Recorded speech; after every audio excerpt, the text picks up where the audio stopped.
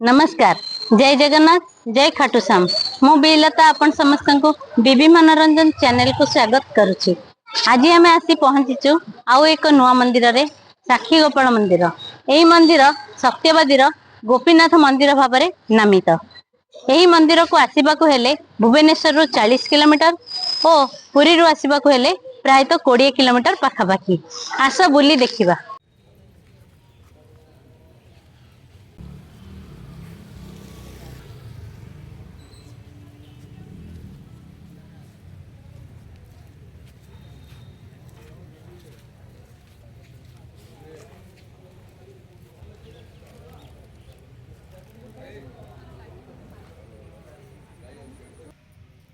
कलिंग स्थापत्य शैली रे एही मंदिरटी निर्मित एवं एहार सुंदर कारुकार्य देखा मिले। साक्षी गोपाल मुझे विश्वनाथ महापात्र पूजा पन्ना कौन साक्षी बड़ा है। आगे तो गाड़ी मोटर नाला जो मैंने तीर्थ करने जाती सब चली चली जाती नदी नाल नर्दमा और रास्ता बस्ता नाला ये सब झाड़ी जंगल पार हो जाती। कांचीपुरम तमिलनाडु विद्यानगरी ग्राम से ग्राम रे 2 जन ब्राह्मण जने हेले युवक जने बुद्ध बुद्ध जन कले ग्रामर जमीदार और गरीब लोक है युवक ब्राह्मण। बुद्ध ब्राह्मण घर लोक डाक कहले देख आम बापा को नहीं तीर्थ कर नहीं आस तुम जमीन बाड़ी देव घर दबु तुम आनंद रह। युवक राजी है कहला आपण बापा संगे मोर भी तीर्थ हो गंठली पत्र धरी चली चली सब तीर्थ कले। लास्ट रे जाई उत्तर भारत वृंदावन पहुंचे। एही साक्षी गोपाल मंदिर रे पालन हेउथबा प्रमुख पर्व हेउची अँला नवमी, जहाँ राधा पाद दर्शन करने शताधिक भक्तों को आकर्षित करिथाए। वृंदावन पहुंचला पर वृद्ध ब्राह्मण तो चली चली बुढ़ा लोक शरीर खराब होगा खराब है मरना के टाइम आसीगला। ये जो भीतर आम साक्षी बाबा देखिले आप वृंदावन केसी घाट उपर थे। केसी घाट उपर 2 जन आस्थान माने आस्थान कर बसले बसला बुढ़ा जो शरीर खराब है युवक ब्राह्मण तार सेवा शुश्रूषा कला प्रभु को जनला प्रभु आपण अंतर्जामी आपण तो कृष्ण मालिक दुनियार शरीर कि भल हो युवकर सेवा शुश्रूषा और प्रभु आशीर्वाद रे बुढ़ा ब्राह्मण आरोग्य हो गले। जब आरोग्य हेले कहले देख युवक मो घर भी जो पुओ झी अच्छे मोर एत सेवा करना मुझे खुशी कहूँ घरे गले मोर झील अच्छी तो संगे बाहादुरी ना आज्ञा आप जमीदार लोक कहीं एक कथा कहते एक कथा कहते नहीं आप विराज अच्छी विराज धरवे कहीं एक कथा आप कहते ना देख राजा दत्त पृथ्वी और पितृदत्त कन्या मुझे बाप झीर मो इच्छा मो झील को जो बाहा देवी आ सबू ते देवी तू आनंद रही आगे जल तुलसी धरी बुढ़ा ब्राह्मण युवक हाथ देले घर को गले मो झील मु तो संगे बाहा करी।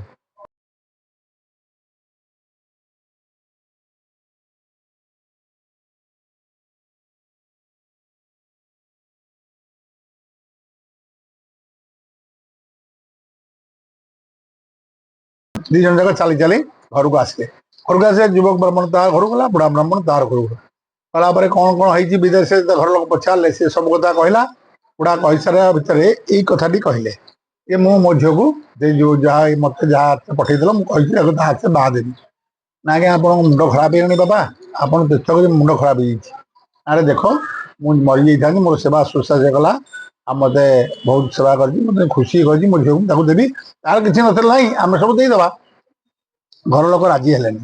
युव ब्राह्मण बाहा तो तेणुक सी किसी पैसा पत्र जगह जदि करी जे बुढ़ा ब्राह्मण घर को आसला बुढ़ा ब्राह्मण घर को आसला भितर बुढ़ा ब्राह्मण ये पिला चापर पड़ी मिथ्या कथा कहला देख युवक मोर शरीर खराब था कौन तू कहीदेचु मोर मन ना तेणुक तू मत तीर्थ कर आनीचु मोर बड़ उपकार करूँ किसी जमीन बाड़ी ना आराम से रह ना ना आज्ञा ये किसी दरकार नहीं मोर आपण सत्य कले सत्य कर पुणी सत्य भग्न कहते मु गाँव पंचुरे आप ना फेरा देवी गाँव आगे पंचायत थे पंचायत पंचायत को कहले कहला से कहले देख युवक एटा गाँव जमीदार लोक तुम तार ना अभियोग आणुच किसी साक्षी प्रमाण तुम पाखे अच्छी आगे आम से सेमती कहीं ना वृंदावन गोपाल साक्षी अच्छा तुम पागल तुम प्रभु आसवा साक्षी देवाकू ना सत्य मुझे ब्राह्मण होती निश्चय प्रभु को नहीं आसबी ना ठीक अच्छे जाओ रजा को जाओ कह फिर युवक जाए राजा को कांची राजा को सब कथा कहला राजा कहले देख गाँव पंच पंच जो मैंने फैसला से ठीक फैसला है तुम जाओ जो भगवान को नहीं आस कहूच ताले मुझे झील को तुम सागर बाहर करदेवी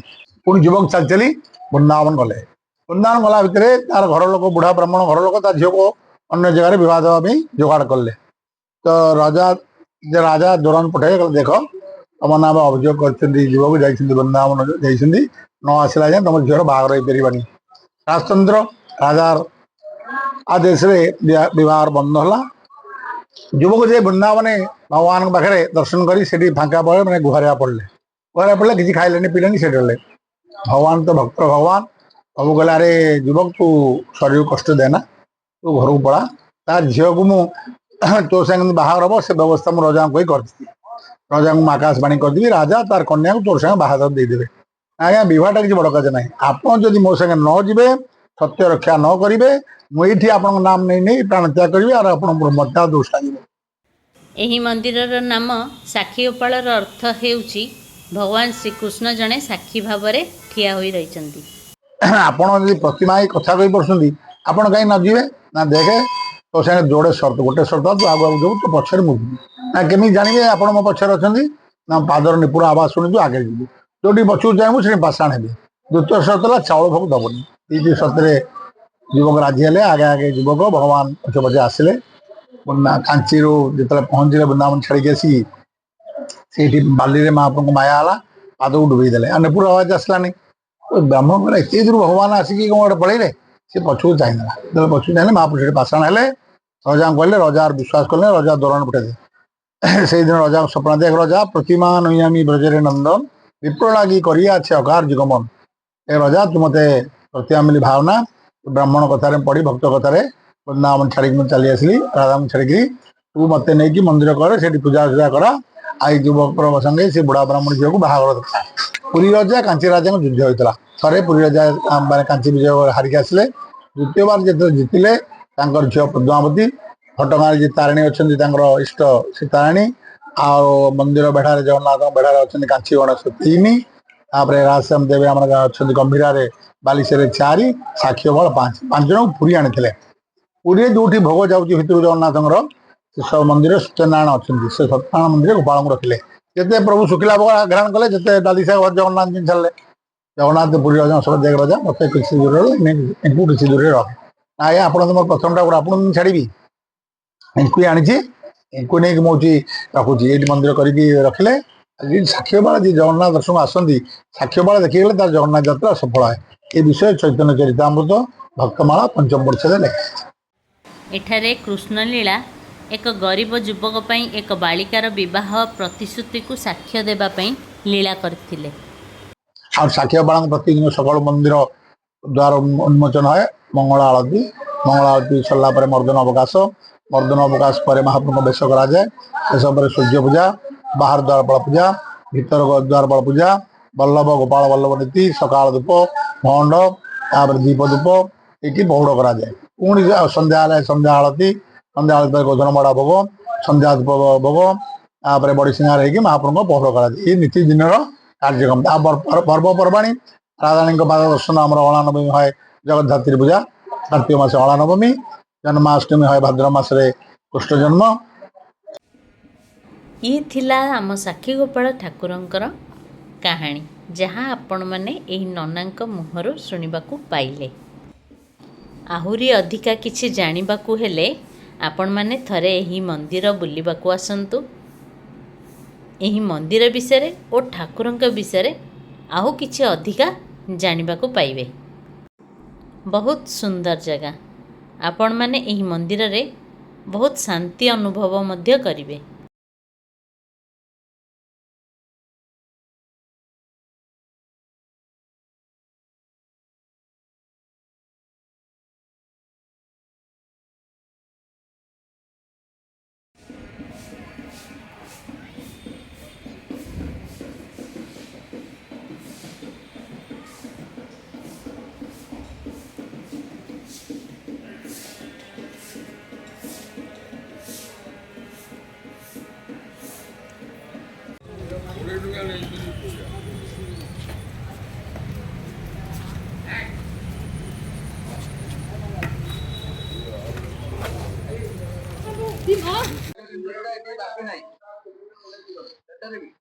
आहु एक गुरुत्वपूर्ण कथा हैला एही मंदिर रे दैनिक भोग धान बदल रे गहम रे प्रस्तुत होइथाय।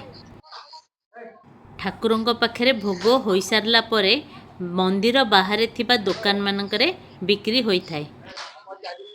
एही भोग आपण माने किणी करी खाई पारंती बा घर को नहीं पारंती। आज्ञा ठाकुरଙ୍କ पाखरे कौन कौन सब भोग लागुची? ଠାକୁର ପାଖରେ ତରଭୁଳି, ମଗଜ ଲଡୁ, କାକେରା, କମାଲୁ, ଡାଳିମ୍ବ।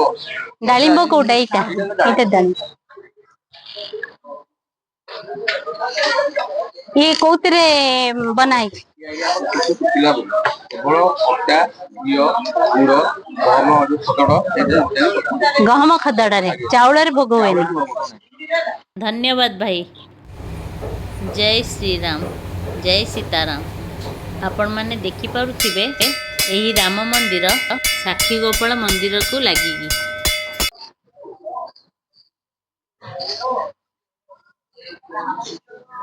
आम भिडियोटी केमती लगिला निश्चित भाव में कमेंट बॉक्स रे लिखि जणाइबे। जदि भिडियोटी भल लगे तेबे बीबी मनोरंजन चैनल को लाइक, कमेंट, शेयर और सब्सक्राइब कर दियंतु एवं एही परी नुआ नुआ वीडियो पाइबा को हेले नोटिफिकेशन पई बेल आइकन दबाई दियंतु। नमस्कार, जय जगन्नाथ।